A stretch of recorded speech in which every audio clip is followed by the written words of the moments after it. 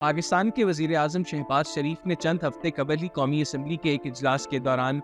अपने हरीफ इमरान खान और उनकी जमात तहरीक इंसाफ को मुज़ाकरात की पेशकश की थी, मगर फिर अचानक उनकी हुकूमत ने इमरान खान पर गद्दारी का मुकदमा बनाने और उनकी जमात पर पाबंदी लगाने का फैसला कर लिया।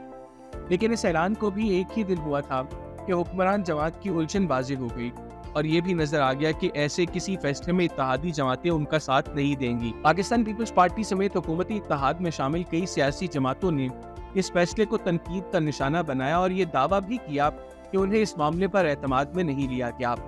बेशतर सियासी रहनुमाओं ने इसे गैर जमहूरी, गैर सियासी और यहाँ तक कि जल्दबाजी और बौखलाहट में किया गया एक बचकाना फैसला करार दिया है। ख्याल रहे कि 12 जुलाई को सुप्रीम कोर्ट के फुल बेंच ने सुन्नी इत्तेहाद काउंसिल की मखसूस नशिस्तों के केस में पेशावर हाई कोर्ट और इलेक्शन कमीशन का फैसला कलादम और गैर आईनी करार देते हुए पाकिस्तान तहरीक इंसाफ को मखसूस नशिस्तों का हकदार करार दिया। इस फैसले पर अमल दरामद के बाद हुक्मरान इत्तेहाद 2/3 अक्सरियत खो सकता है। यही वो अहम फैसला था जिस पर सख्त रद्द अमल देते हुए वफाकी वजीर इत्तलात व नशरियात अता तारर ने अपनी प्रेस कॉन्फ्रेंस के दौरान तहरीक इंसाफ पर सियासत का दरवाज़ा बंद करने की बात कही। उन्होंने साइफर, फॉरेन फंडिंग और दीगर मसालों की रोशनी में ये साबित करने की कोशिश की कि इमरान खान और उनकी जमात मुल्क की सालमियत के लिए खतरा हैं,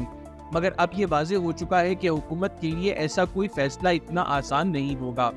पाकिस्तान पीपल्स पार्टी के रहनुमा शेरी रहमान ने हुकूमती इत्तेहाद के कायम रहने पर ही सवाल उठा दिया और कहा कि ये इत्तेहाद इस तरह नहीं चल सकते। दूसरी तरफ मुस्लिम लीग नून के रहनुमा इस बात पर जोर दे रहे हैं कि पीपल्स पार्टी की आला क़यादत को एतमाद में लिया गया था और ये कि वो फैसले से लाइल्म नहीं थे, मगर इस बहस के दौरान वज़ीर ख़ारजा और नायब वज़ीर आज़म इसहाक़ डार को तस्लीम करना पड़ा कि इस फैसले पर भी हतमी फैसला होना बाकी है। लाहौर में मीडिया से गुफ्तगू करते हुए उनका कहना था कि तहरीक इंसाफ पर पाबंदी का फैसला अभी हतमी नहीं,